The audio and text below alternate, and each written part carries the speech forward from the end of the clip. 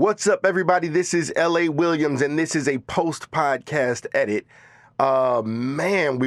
We recorded on a really rainy day, and so we had a lot of internet issues and things like that, but it was such a powerful podcast that I didn't want to chop it up too much. I hope you guys can still enjoy it. Welcome to the Millionaire Car Salesman Podcast, the #1 resource for automotive sales professionals, managers, and owners to learn how to make money, accumulate wealth, and to all out ball out in the auto industry. And now your hosts, Sean V. Bradley and L.A. Williams. Hey, what's going on, everyone? This is L.A. Williams, and I am here on the Millionaire Car Salesman Podcast with my millionaire homeboy co-host, Mr. Sean V. Bradley. What's happening, Sean? Player from the Himalaya, my brother from another mother. I'm about to be present right here for this interview from the queen, the baddest chick in the game. She's rocking my last name. She even got my chain. I'm just getting my Jay-Z on, player. Absolutely. Today we are featuring the CEO of Dealer Synergy and many other companies. Wow. Man, I'm introducing the awesome Miss Karen Bradley. What's up, Kay? Woo! Hey, guys. Thank you for having me. It's an honor. Hey, thanks for being on the podcast. So here's the thing. You know, we know about you in the music industry because that's how you met me, right? We know that you're, rocking the CEO Dealer Synergy. I mean, you're doing a huge amount of things. You even got a skincare line on the way out that people may or may not know about. However, we want to hear about the very beginnings. Like, tell us your introduction into the business world, the automotive industry, stuff like that. Absolutely. So it started in about, it was the year 2007. I had just met Sean. I was previously in the finance and accounting industry where I had done really well for myself. So I was 25 years old and trying to figure out, like, what's my next move? I made a good amount of money and was just trying to figure out, what is that actual thing that's going to allow me to be passionate in what I'm doing. So I was doing a little bit of career searching. So when I met Sean, he was describing to me what he did for car dealerships. And I didn't even realize that there were trainers and consultants out there that actually train people on what to do and what to say and how to say it and all that good stuff. So I was really intrigued by it. So I visited Sean and his team at the office several times. And the more that I was there and present in the situation, I became more and more intrigued by it. So when I was talking to Sean, hey, about what my next move is, again, I had done financially well for myself. So it wasn't really about the money. It was more, again, just trying to figure out what to do next. And he said, honestly, I'm not sure if that's a good idea. We're seeing each other, we're dating, not sure if I should bring you into this environment, not sure how my team's going to feel about that. But I said, you know what, again, it's not about the money. Just give me a shot. Give me 30 days. Let's see what I can do with it. If I do a good job or you feel like I'm a good fit for the organization, then we'll make it official and I'll stay around. You put me on payroll, but otherwise, we part as two people dating each other, no hard feelings. So let me jump in right here. So first of all, I thought I was going to break this chick because I had no plans, no desires of, mixing business with pleasure. Because, again, she didn't work for me first. I met her outside of the automotive industry, and here she's crazy, wants to get in. And I'm like, oh, hell no. But, dumb, naive that I am, she was obviously a closer way back then. Anyway, keep going. Yeah, no, to the point where one of his right-hand people sat me down and was like, look, I'm not really sure, if this is a good idea. Sean obviously has the ultimate decision here, but you guys are dating and just not sure if we should bring that into our environment and mix the whole business with pleasure type thing. So yeah, that was a really good talk. I remember having that day with his right-hand person and just saying, look, I don't have any malintent. I'm really just interested in seeing what you guys do, what you're about, and see how I can fit in and possibly become part of all this. Wow. And it's so crazy because we've had, Tony Ann on the podcast talking about going from a receptionist to where she is now. We've had El Patron talking about being a high school dropout to where he is now as managing partner. And you go from, working for free for 30 days to being the CEO of the company. So she was an unpaid intern, and I put her through it. Like, I was trying to get her to quit. Yeah. So no, I did. So I just started to really learn the in and outs of the business. So tell them the cycle. Like, what did you go through, just quickly? So first I started off with sales, actually. So we thought that I could do well with sales. It would give me the opportunity to learn the product knowledge and everything that I needed to all of the different services inside and out, and, work with dealers on selling the value to them and what we do. So I started off in sales. Wait a minute. But tell them the story about Big Island Honda, because in the group, in the Millionaire Car Salesman group, there's a person just asked about Hawaii. And so this is a funny story, Ellie, and this you should take to the bank. Tell them how you closed a 2-car dealer group in Hawaii. So from an NCM 20 group. Yeah. So I had actually gone with Sean to the NCM 20 groups. And when we got back, I was, reaching out to everyone and just kinds of following up with them to see if they had any additional questions, if there was anything else that Sean could help out with. And specifically, Big Island Honda was interested. Jerry Cousins had met with me and said, let's just kind of touch base when you get back and see how things go. So I was reaching out to him and just had a really hard time getting a hold of him. I finally got him on a call. We did a demo and then kind of didn't hear from him again. And it kind of lingered for a couple of weeks. So the one day I said to myself, well, what can I do to really show that I'm trying to earn this opportunity with him? So I went and I created an e-card and just, said some nice things in there and sent it over. And next thing I know, ring, the phone's ringing and I get a phone call from Jerry Cousins. And he later on admitted, he didn't say it then, but when we were actually on site installing them in Hawaii, he had admitted to me that was the very reason that he decided to go with us, was because I differentiated us. I went beyond. I didn't just try to keep sending an email or keep trying a phone call. Wow, that's huge. And that's great for every salesperson out there. If you're listening to this podcast, man, listen, that's what she did, and she was able to make it happen. Now, remember, we've said this before, great customer service back in 2007, 8, right? 9 is average now, right? However, I still think that's something that stands out. So that's huge. So now, Karen, tell us what your expertise is, whether in or outside the industry. What do you specialize in now? So specifically, I am a time maximization expert. But, obviously I'm pretty good at internet sales and sales training and that sort of thing too. I'm a FranklinCovey certified trainer and facilitator for the 7 habits to highly effective people and the 5. You know what? She's being nice because we're like, I'm going to speak as the husband because, according to Karen, I don't need Google. She knows everything. She's great at everything. She knows everything. I'm just kidding. Stop it. I am not great at everything. I'm just messing with you. That's a husband comment. Yeah. But explain, Karen, what is the difference? Because most people have heard the phrase time management, but you reject that statement and you embrace time maximization expert. What is the difference? Right. Because to me, to manage something, right, is to simply attempt to control it, right? To go throughout the day and as things come at you, control them, right? We don't want to do that. We actually want to dominate. We want to take control of ourselves and really maximize and dominate the opportunities throughout the day. So if I will, LA, I want to take the lead on this because I want to get a picture from her. Can you just for a second, maybe like a minute or two, a lot of people look at you, because of the Karina Bradley, the pop star, performing in front of millions of people, having your music on the radio, on TV, Grammy-nominated artist, platinum recorded artist, collaborations with blah, blah, blah, blah, blah. You're stunningly beautiful. You're a CEO of a national company. Thank you. But with all that said, did you grow up like that? Tell them just a little bit about the struggle, because a lot of people don't realize that, success can happen to anybody. And if it could happen to Karen Bradley, it might be able to happen to another person. So can you just share a little bit of the struggle that you grew up with?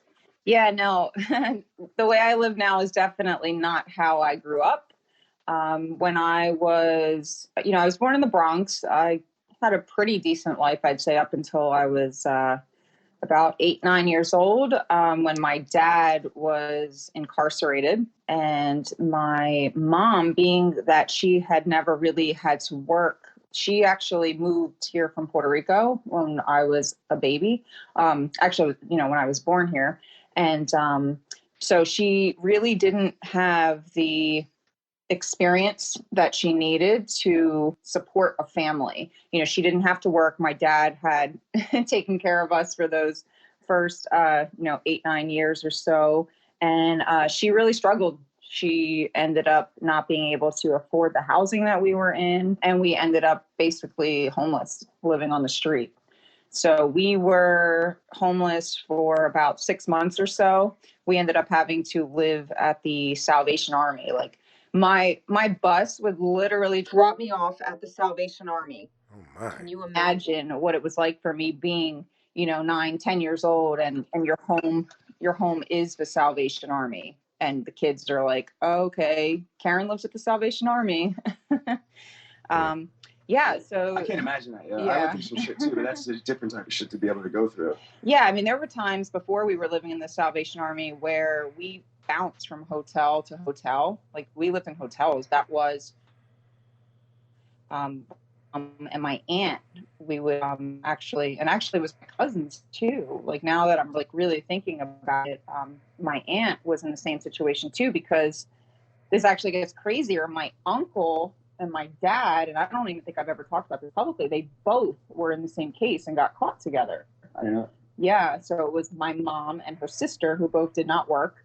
We all ended up homeless, So at first we were trying to figure out, it was my cousins and my sister, me and my brother, just trying to figure out, like, what to do. And then we all ended up just bouncing from hotel to hotel. There were days where we would like have to split a hot dog. Like, we just didn't have food. Yeah, it was tough. So then I ended up in the Salvation Army as like more of a permanent home. So I have a lot of respect, shout out to anyone representing the Salvation Army, because they helped my mom get on her feet and, be able to support us again. And then the other thing I thought was really kind of just profound is you were young when you got pregnant and when you had Tiana, correct? Yeah. So I think being that I didn't have my dad for a couple years of my life, I don't know, maybe I just like was out there searching for like that daddy void, filler. So, I started like dating pretty young and stuff. And I met someone and got pregnant at 16 years old. When I had Tiana, I was only a junior in high school. Wow. Yeah. So how do you go from that to this, like, to start building success? I mean, like, that's pretty traumatic. I mean, like, your mother didn't really speak English, right? You were homeless, you were a single mom, teenage mom, and, you put yourself in college, and what did you study when you went to college? I was going for pre-med, so biology was like my major, but. At Drexel University, right? Yeah, I went to Drexel. I also went to community for a little bit, but it was at Drexel. So I think for me, I'm not one to hang on to the past, never dwell on the past. You'll barely ever hear me say, like, I'm this way now because I'm homeless, or I'm this way now because I couldn't have food in my belly, or I'm this way now because I was a teen mom. Yeah. Like, that doesn't matter. That was in the past. I have the opportunity to change that, to create a legacy, to say that those things that happened to me are not going to define me, and they won't define me. Not just that, but in LA, I know you could feel this too, is that, like with you being blind and stuff, like when you're told you can't do something or you won't amount to anything because of your circumstances, Yep. right? Like, that just motivates and drives me even more. So Absolutely. I like being told that I can't do something, or, being told in middle school or high school, like, you're the statistic, you're the one that's a teen mom. You're most likely not going to ever go to college. You're most likely never going to end up being anything. You're most likely going to end up being a drug user, or, whatever that may lead to, whatever those statistics are. And I just never let that enter my mind. And in fact, I let that be my fire that lit me to do what I accomplished. That's crazy. And it's crazy because, like you said, we've never heard that story before. So, Millionaire Car Salesman listeners, that was deep, right? And so, you talked about how you transition. Okay, you take all of that negative energy and you use it as fire to get you. What was it that made you realize that time maximization was something that was needed in the world, in the workplace, in the marketplace, where you could create value and become a specialist? So I guess just being involved in the dealership world and seeing that most people would struggle with time management or time maximization. They weren't being as effective as they could be. They were allowing, distractions disguised as opportunities to take over their day. And honestly, a lot of it had to do with people coming to me and saying, like, wow, like, how do you accomplish all these things? You're a mom, you're at the time when I first started to really get into it, I was, the president of Dealer Synergy. You're in the music industry, you worked out, you take care of yourself. So like people would ask me how I would do it all. So I started to realize like, wait, I'm actually pretty good at this time maximization stuff. And then, of course, when we partnered in the automotive industry with the FranklinCovey organization, I was exposed to the 7 habits of highly effective people, which, habit number 3, put things first. So it's, time management. And, I really just took interest in it. And again, being in the dealerships and seeing that a lot of people struggle, people in general, inside the automotive industry, outside the automotive industry, like people are always struggling with how to maximize their time. So that's kind of how I figured out like, hey, I'm actually good at this and people need help with it. Okay, cool. So, what's something about your specific expertise that, as millionaire car salesmen, we should know? When it comes to time maximization, I think one of the biggest things is that people just don't live their day with purpose. I think that people, they wake up in the morning, most people, and just see wherever the day leads them to or takes them, and they don't have a purpose and they don't have a plan in place to really be able to begin with the end in mind and say, this is what I want to achieve, this is how I'm going to get there, and this is why I'm doing what I do. I'm going to go deeper into that. So being in the automotive industry for 20 years, I could say this without a shadow of a doubt, that the masses are massively uneducated in time. I think time it should be a curriculum, just like money should be a curriculum and taught. Time maximization, time utilization, time organization, and time management, all of those are different derivatives of time should be, aware. So I think that what Millionaire Car Salesman and what everybody that's listening to this podcast should take away from this is understand that time is the most precious commodity that we are all given. Right. It is not plentiful. It is depleting the second that you are born.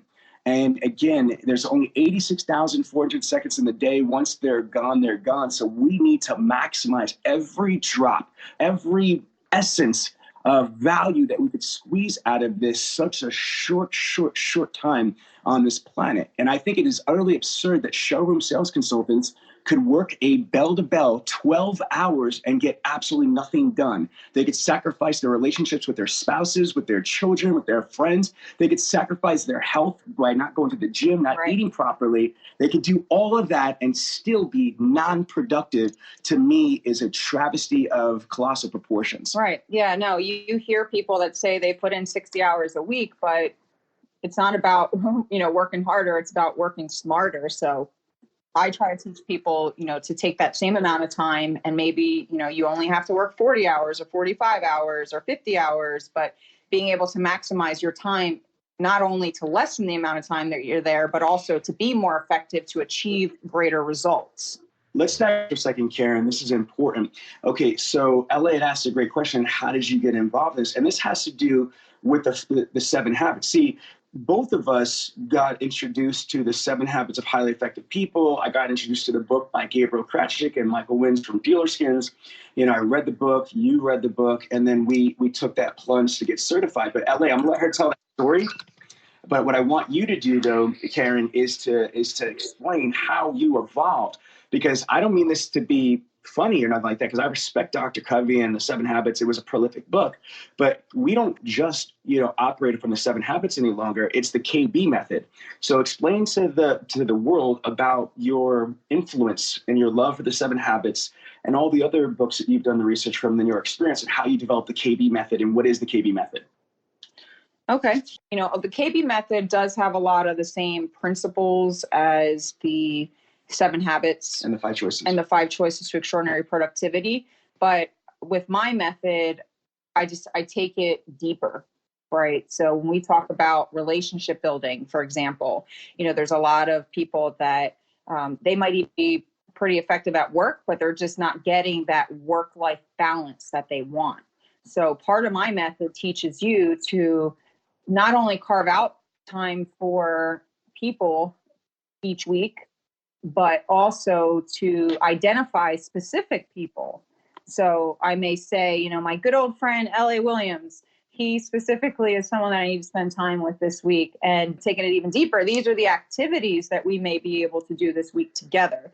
So just being able to take it to deeper levels and expand on it. And, just really helping, my system is an actual roadmap. So, we talk about the qualification identification part of it. So Covey talks about work-life balance and, time management, but my system actually says, so 168 hours in a week, what does time, work-life balance mean to you? How many hours does that mean? Sleep, how many hours you commute to and from work? How many hours do you spend at work? How many hours are needed to be at work? And then how many hours are you left with? So whatever you're left with, once you subtract sleep time, commute time, and time at work, that is where you're going to find your balance. That's where you're going to build your relationships. That's where you're going to take care of yourself and sharpen the saw, so to speak. That's where you're going to really find purpose and evolve yourself in any hobbies, interests, charity work. That's where, you're really going to be able to create a legacy for yourself, is in those hours. So not just identifying those number of hours, but saying, okay, so I have, 42 hours. That's what mine is, 42 hours a week to do other things other than be at work, sleep, or commute. So what am I going to do with those hours? So being able to look at those 42 hours like they're individual blocks of time that you can put into so-called buckets of roles that you play. So I'm a parent, right? So I have 4 children. So break it down even further. Again, Covey doesn't do this part. I do this. You don't just have a child or children bucket or parent bucket. You have specific children that would love to spend individual time with you. So, there's Tiana, there's Kalina, there's Xander, there's Sean. So now I'm going to take that time and put those little units of time into those specific buckets. So I think the KB method just really creates a clear picture, identifies ways that you can work smarter versus harder, and also definitely helps you and roadmaps a way for you to create more time with your friends, family, and for yourself. Awesome. I mean, people, she did mean her son, Sean. She doesn't mean her husband. So she really does have. Well, okay. Sometimes I have 5 children. No, we joke around a lot. So yeah, absolutely. That's phenomenal stuff. Keep the interview going. All right. So listen, this is great stuff. Okay. Now, here's the thing. I know, because I've been around and things like that, but one of the things I want you to talk about, one of your greatest aha moments when it comes to maximizing your time. And let me kind of lead this a little bit, because so many people just feel like they only have 168 hours in a week. However, there's ways that you can add 40 hours a piece, let's say, by doing a particular thing. So what's something that you did that you felt like totally changed your career and being able to maximize time? Well, I think there's definitely multiple things. I think combining roles is a good one. So being able to say, okay, I need to work on myself. I need to work on my physical fitness, but I also want to spend time with my children, right? For an example. So you can actually combine roles. So instead of saying, I'm going to go to the gym for an hour and then I'm going to spend, a half an hour with each one of my kids, I'm going to combine my roles and take an hour and a half and go outside and, do relay races or some type of physical activity, do yoga by the pool or, things like that. So I think combining roles has been a big one for me. Using the time matrix has been a huge one for me. So the time matrix, that is, they call it the Eisenhower method as well, but that is one of those Covey principles where— He didn't invent it though. He repurposed it. Yeah. Well, I think it was originally the Eisenhower method. Yeah. So the time matrix. So as things come through, as tasks come at me, as activities come at me, being able to identify, is this a quadrant 1, quadrant 2, quadrant 3, or quadrant 4 activity? And then based on what quadrant it falls into, being able to say, this is how I'm supposed to respond to it. A third thing I would say is discipline. Discipline is huge. It probably is the foundation of effective time maximization, because most people, they just say that they want to create more time or they want to have more time, but it can't just happen. It actually takes work. You have to plan out your week to, again, being able to identify what activities fall into. And you have to have the discipline to say that I'm not going to watch Netflix, or I'm not going to do, whatever it is that you enjoy doing, before doing the most important things first. There's nothing wrong with watching Netflix. There's nothing wrong with enjoying yourself. But if it is taking away from the time where you're supposed to be doing something important, that's where it's a problem. So having the discipline, having discipline is doing what you're supposed to do versus doing what you want to do. So discipline is a huge part of it. You have to have the discipline. You have to be able to acknowledge when you're doing things that you're not supposed to be doing. Yeah, I know I personally get a feeling in my gut that says, I should be doing something a little bit different. So that's huge. So talk a little bit about, because, I'm talking about, we're on the Millionaire Car Salesman podcast. And so I think this is all great advice. However, when it comes to being a millionaire, one of the things that you guys have done, and I've taken this away, is that you can't always do everything by yourself. You have to have a team in place. So at one point in time, you were doing accounting and things like that for Dealer Synergy. And then you realized, man, you know what, I can't do this all myself. So talk a little bit about what you had to realize and what you had to do in order to make that start working for you. Yeah. So at first, again, as I mentioned before, I was in sales, and then I actually moved over to the customer service side. I started running the customer service team, and, I eventually evolved all the way up to the CEO of the company. But I got thrown back into accounting for a little bit because we experienced a theft within the company. So the person that was doing our bookkeeping was actually stealing. So because I had that background, naturally, I got kind of thrown in there, not thrown in there, but I volunteered, like, hey, I'm a Bradley. Obviously, I trust myself, Sean trusts me, and I can do a really good job at it. So I ended up taking on that role for a bunch of years, but simultaneously also being an owner, being the president of the company. So having to really spread myself out through different positions, and then realizing one day, even though you have the talent or the skill to do something, doesn't necessarily mean that you should be doing it. If you can be more effective somewhere else, or if you can cater to your strengths that are going to have a more dramatic effect and impact on you, your life, the organization, then that's what you need to be doing. So like you said, LA, you have to plug in the right people in order for you to be able to delegate those responsibilities so that you can go do whatever else it is that you should be doing so that you could be more effective and the results can be greater. So that's what happened. That's huge. Now, Elliot, I want to take it to a different level because that was a great question, but you brought up a point. This is the Millionaire podcast, so let's talk about that money. And so, here's something that's really interesting. A lot of people don't know, and I think since we're doing this together, we could be a little bit honest with certain things. Mm-hmm. I mean, we've spent so much money on so much stupid shit. And so I want to caution the people, because my background is crazy. You just heard, Karina, which is the same woman, her stage name is Karina. You heard Karen's background is crazy.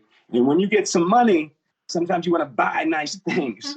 And so I'm going to go on record right here. And I know what she's going to say, but I want her to say it as if she says it, though. I'm not going to prep her.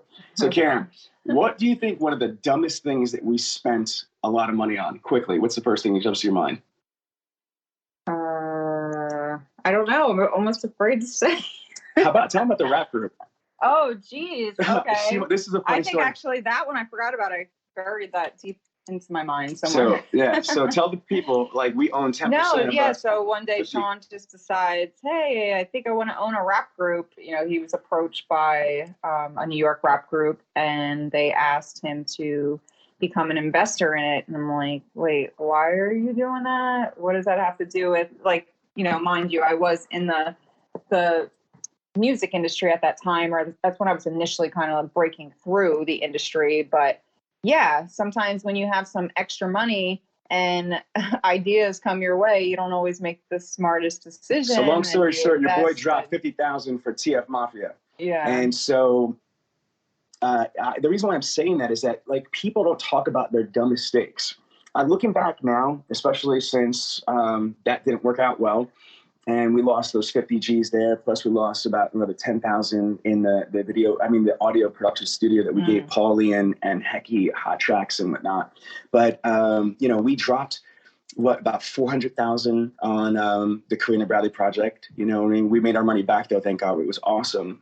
But I mean, like, that was a lot of money. And let's just kind of go through the companies. So they're obviously the big companies, Dealer Synergy. That's been around for this April will be 15 years. We've got the Internet Sales 20 Group, which is our conference. It's been going on for about 11 years. We have Auto Credit Approved, which is a special finance company that's pretty much a little bit on ice.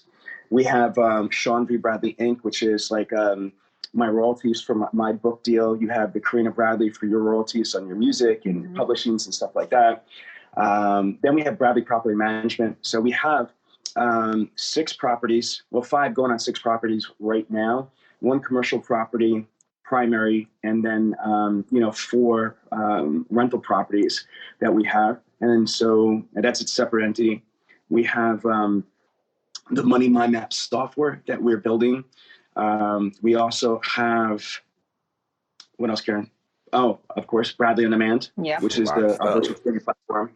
What else you got? Fit Body Moms. Fit Body Moms. And then and I just started. Yes, I'm getting ready to talk about that in a second. So okay, so we'll wait on that one. So my point being is that, and so this ties into the time management area, because I wanted to say this right now, and I want to ask you the question as I structure the question to you is, what people find crazy is how do the Bradleys operate? The fact that we've been together.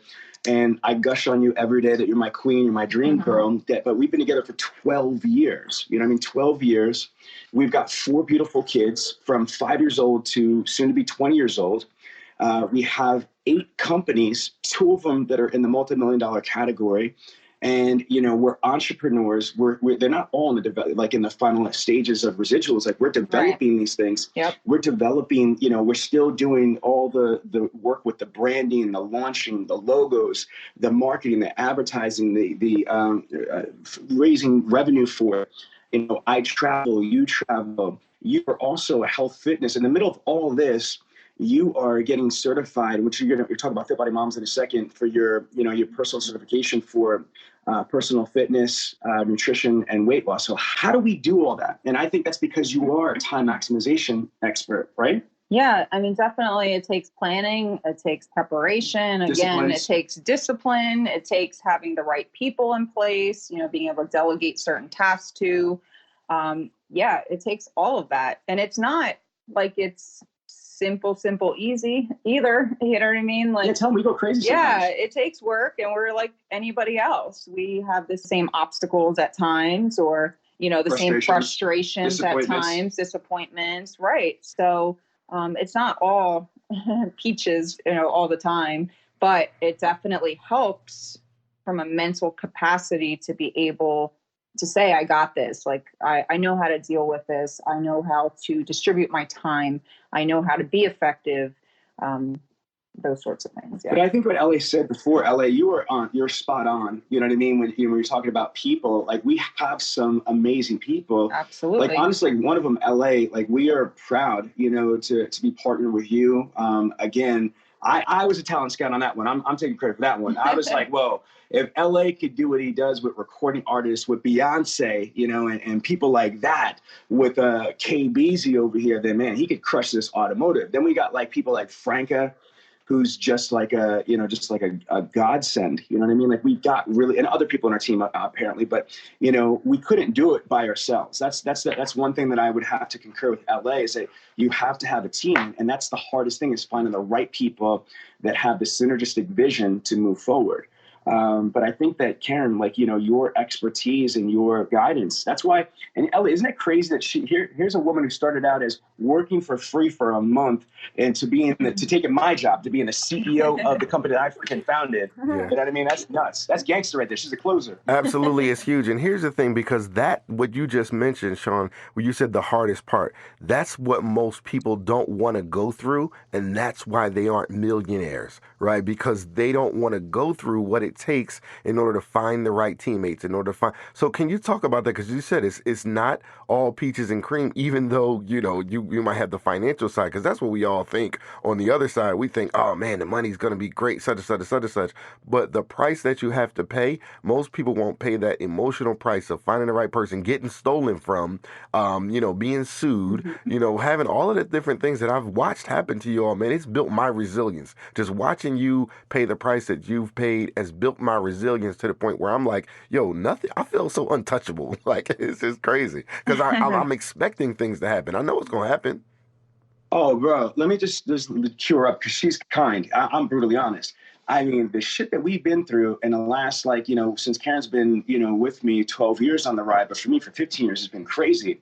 Embezzlement from, accounting people to, partnerships that have fallen through, lies, deceit, treachery, friends for 20 plus years, like steal your shit, and take it and run it off and pass it off as theirs. The legion of haters, misinformation, fake news, lawsuits that we've had to file, to protect our brand, protect our company against the savagery there. It's absolutely crazy. Yeah, this life ain't for everybody.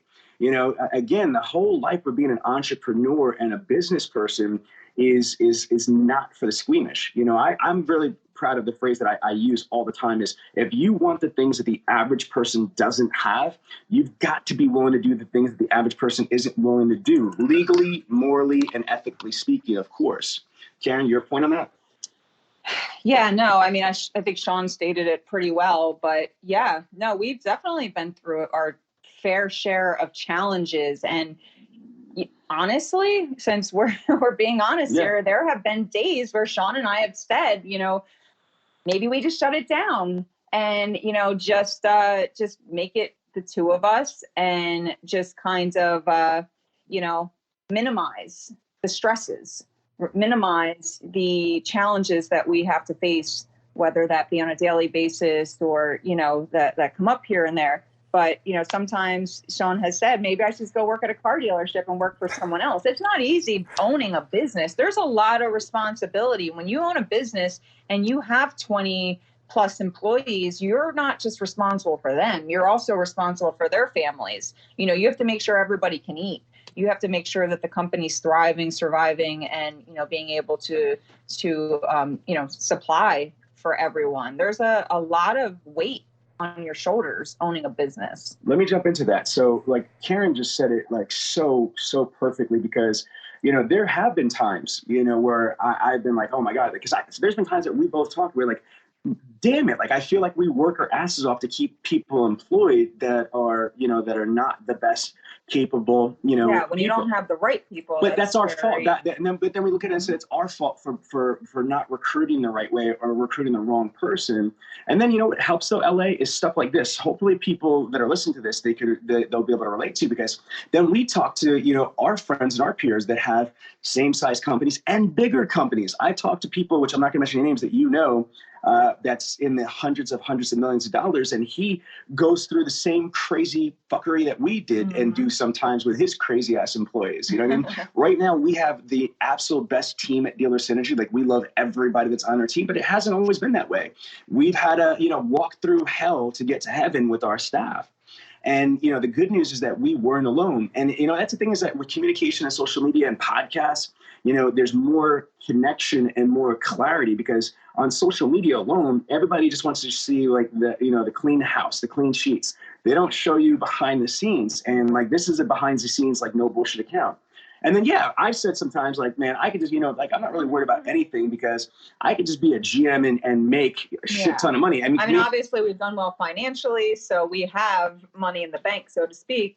So some days, assets. And assets and everything else. So some days it seems like it could be easier just to be like. But let me just jump in. Let me just be clear. But we love what we do. No. But then after about like a nanosecond, I'm like, oh hell no, I couldn't work for anybody. I'm ruined. I'm telling you that right now. There's no way, after being my own boss for 15 years. There's no way. Beyond that, we honestly love what we do. Oh my God. And we're passionate about what we do, and that's what I think what really drives us and keeps it going.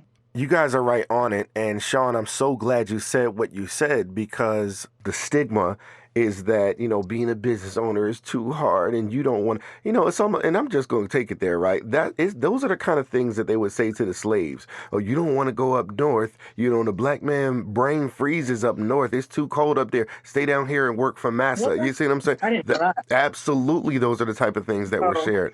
And so what I'm always looking to do is say, you know what? Yes, it's hard, but you can do it anyway. It's not always about being easy. It's about us being better. And so that is the focus. So. If it was easy, everybody would be able to do it, right? Absolutely. Listen, you just have to be able to persevere through the challenges. For me, keep it going. For me, and this is just what, just my personal opinion, is that I would not be anywhere close to the level that I'm at in life if it wasn't for my wife, if it wasn't for Karen. I mean, like, she makes me a better human being. She makes me a better man. She makes me a better father, a better businessman, just a better person. She's like the best partner to have. And we don't have any other partners except for right now we have a partner in one of our companies. His name's Anath. He's an amazing guy. And we have some future partners if they earn it, dropping those subliminals right there. But the reality is this, though, is that I want to just start winding down this interview. I know LA's got a couple questions. I got one more couple questions for myself, for her, for Karina. But I want to say this, though. If I can go from being, in the projects in New York, being in a boys' home for 3 years, being in prison for 3 years, all that by time I was 22 years old, and just like drop all of that and just start a new life that I kind of almost metamorphose into, becoming a top performer at a dealership, becoming a manager, then start my own business, and then starting other businesses, and then becoming a published best-selling author. And then you look at Karina over here, and if she could go from being homeless to, a teen mom at 16 years old being pregnant, to being, a minority female, to rising the ranks, and basically becoming the chief executive officer of a national company, becoming, an entrepreneur. And then just because she felt like it, because nobody could tell this woman she can't do anything, she said, I'm going to be a pop star. And where so many millions of people have failed, she's got her music on radio, on FM, on satellite radio, performing in front of millions of people with platinum recording artists, with Grammy-nominated recording artists. It's just surreal. And then, licensed for TV. Licensed. So the point that I'm getting at is that, we both never knew that we couldn't do it. That people are in prison. You're talking about slaves. People are enslaved by themselves. And that's what it is. They put themselves in mental slavery because they don't allow themselves to think bigger, to give themselves permission to live life to the fullest. Right. And so they settle with mediocrity. They limit their mindset. They limit their mindset. So speak on that, honey. Yeah, no, it's funny because I was actually just kind of doing this interview it kind of brought back like some of the memories of my childhood. And I was just sitting here thinking literally as you're speaking that despite everything I was going through, I still feel like I had a good childhood. And I don't know if that sounds crazy because it never broke my spirit. Like, I was still smiling. I was still trying to enjoy life with my siblings. It just, I guess that's the whole freedom to choose our own weather, right? So I decided to carry a sunny, bright weather around me, even though, there were thunderstorms and hurricanes and tornadoes and volcanoes and everything else. But I still look back and say that I enjoyed my childhood despite it all. And I think it's because I chose to. That's huge amazing stuff. And I'm going to say this because out of the three of us, I'm the one closest to the poverty line. And so I watch people, and even though sometimes people can have a big mindset and they're like, great things can happen. And so you think big, but then you're lazy and you don't work for it. And those two things have to go together. You got to put hard work. And I know they say it's not about working hard, it's about working smart. But here's the situation. No matter what, you're going to have to put some hard work in. Is this true? No, it's definitely, you have to work too. You're absolutely right, LA. It takes work as well. You can't be late and work smarter and get results. Exactly, right? So, okay, now I want to shift because, Karen, I know you've got a lot of things going on right now, but what do you have happening right now that you're most excited about? Can you share that with us? Yeah, so, one of my biggest passions has always been fitness. Just growing up, like, I always liked to work out and things like that. But I started taking it a lot more seriously, probably about 7/8 years ago. And it's, again, like, it's just really, like, I love it. I've grown to really, really love fitness. So I wanted to somehow get involved in the fitness industry. So I decided that I wanted to start a community for moms and friends of moms, it turned into, called Fit Body Moms, where we can all kind of lean on each other, rely on each other for, just holding each other accountable and really letting moms know, because I feel like a lot of moms feel that if they take time for themselves away from their kids, that's being selfish. If they're working out, it's being selfish. I think that it's completely the opposite. I think if you're not taking the time for yourself, that you're taking away from your children by not taking care of yourself, because then you could be here longer on this planet to spend time with your kids, right? It makes you a happier person when you work out. And again, being able to even incorporate them into working out and influencing them and showing them that it's important to be fit and healthy. So I'm really excited about this. It's pretty new. Right now, I'm actually, though, trying to take it to the next level. I don't want to just be able to just talk on fitness in general. I actually want to be an expert at it. So I have been studying for the past 6 months for the National Academy of Sports Medicine. I'm going to get my certification as a personal trainer, as well as a nutritionist and a weight loss specialist. So that's what I'm in the middle of doing. I haven't been studying every day, day in and day out. So it's not like it's taken me that long, but I've already studied a 700-page book once, and I'm going back through it just so that I can really, I don't want to just be able to briefly talk about it. I want to really, really know my stuff. So I'm going to be taking my test very soon, probably within the next 30 days. So I will be certified. Nice. So, Alex, before you come in, this is the thing that's crazy, is that this is why I love this woman, because she looks at something and she doesn't say, well, let me just get one of those McDonald type certifications so I could just, put it on my website that I'm a personal trainer. She goes and she finds one of the absolute most difficult certifications to go through, which is the NASM. Yeah, only 60% fail. So almost 1 out of 2 people fail this exam. that I'm about to take in 30 days. Yeah, and so, she is not complacent with mediocrity. She wants to be the best that she could be in every one of her roles, whether that's as CEO, that's as mother, that's as wife, that's as trainer, that's as, a friend. I mean, like, she takes that seriously. She puts her whole heart and soul into every aspect of her life. Yeah, and just so you guys know, too, we plan on me shooting some videos, a video series that we're going to have on Bradley On Demand.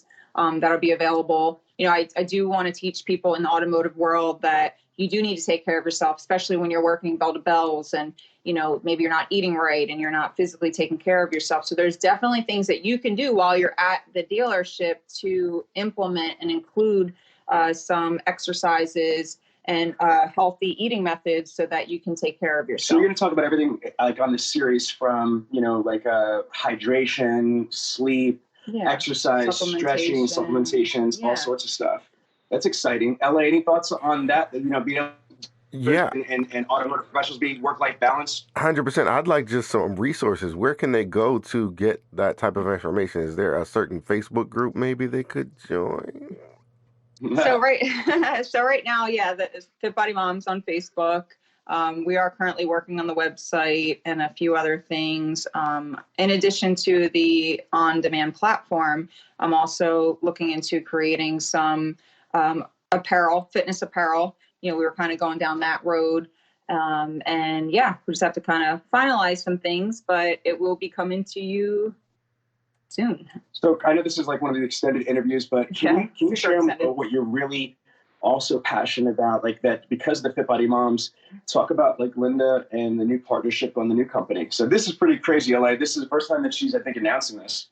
Yeah, I mentioned something on Facebook, just kind of was getting some opinions about. But no details. Yeah, but no real details. So doing the whole Fit Body Moms thing, I developed a relationship with a woman named Linda Dunn Carter, who for the past 13 years, she's been helping people improve the looks of their scars and stretch marks. So whether it was from like weight loss pregnancy or whether the scars were from injury or surgeries or whatever it might be, she's had some really drastic, amazing results. So I was super impressed and I'm like, how can I get involved in this? So I had inspired thought one day while I was at the gym on the treadmill. And that's the other thing, guys, if you have inspired thought, go for it. Because something just came into my mind and said, you should totally reach out to Linda and ask her if she's looking for a partner. So I did, sent her, a text message like, hey, what's going on?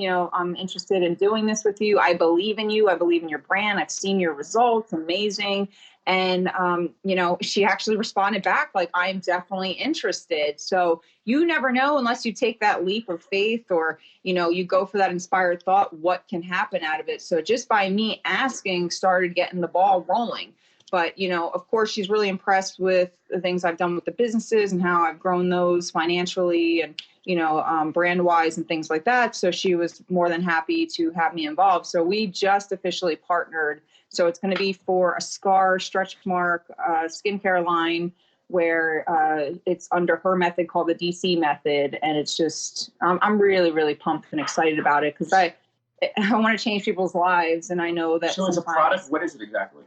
So it's about 9 to 12 products. We're trying to figure out what we want to officially launch with, but it's various things. So it's tools, it's creams. Can you talk about the name? So it's called Scar Food. We're trying to figure out the name for it. That was one of the biggest things we were doing. And so basically, nutrition for your scars, Scar Food. You want to feed your scars with the right things so that you can heal them. Of course, we're going to put the links to that in the show notes so that way people can find stuff as it comes along. You guys will be able to hear about more of it in the Fit Body Moms. But here's what I want to do real quick, guys, because I know we're getting ready to wrap this thing up. I want to close it out with the money round. And so the money round is basically the first thing that pops into your mind, Kay. And, basically it's going to be kind of like a quick get the answer done round. All right. Oh, geez. Okay. So I'm such a overthinker. So when I do these things, I'm like, can I say it quickly? You absolutely can. So what was holding you back from becoming the you of today? My own limitations. And you just laid it out when you just talked about the mindset. Wait, that was huge. You said you got more? Yeah. There was a time where I didn't have as much confidence in myself and I didn't necessarily believe, I had that fire, but I also had some doubt, some self-doubt, and self-doubt will definitely kill dreams for sure. Mm-hmm. Absolutely. Fear, uncertainty, and doubt. Man, they kill it quick. All right. What is the best advice you've ever received? To marry her husband. to marry Sean V. Bradley, CSP. Who Well, I gave can help myself out. I've ever say, who gave you that advice? That's good stuff. I think honestly, just a simple, you can do it. I remember in high school, and it's crazy because I have this guy that the one day when, I had found out I was pregnant and kind of the news went around the school, he came up to me and he's like, don't listen to people. Just do what you got to do. You can do it. Like, you can make it in this life. Wow. And unfortunately, the crazy part is this guy just recently committed suicide, which was insane to hear, being that this was the guy that came up to me and encouraged me. And that always stood out in my mind. Yeah, suicide prevention, man. I know that's something that's important to you all as well as to myself, but we could talk about that at a different time. Right now, let's talk about this. What is a personal habit that contributes to your success? Definitely planning. You can't whisper stuff. By the way. But planning, no, that's huge. That's good stuff. And I'm such a troublemaker because I probably should edit that out of there, but I'm not. I'm crazy.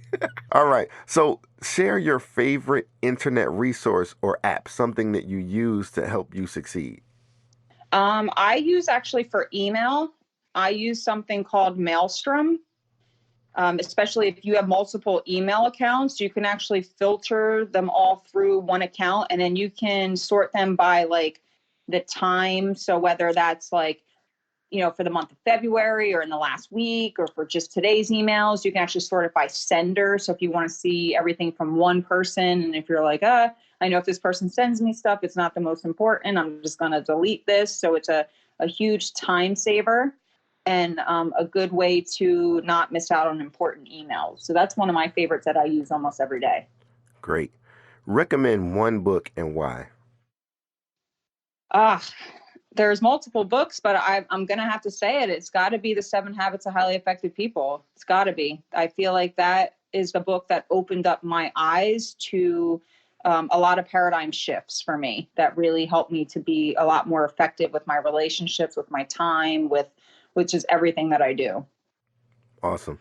Let's have a parting piece of guidance for our listeners from Karen Bradley.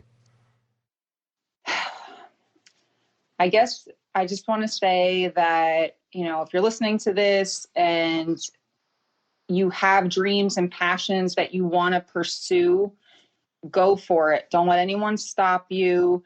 One of the things that I talk about all the time are the top 3 regrets that people have on their deathbed.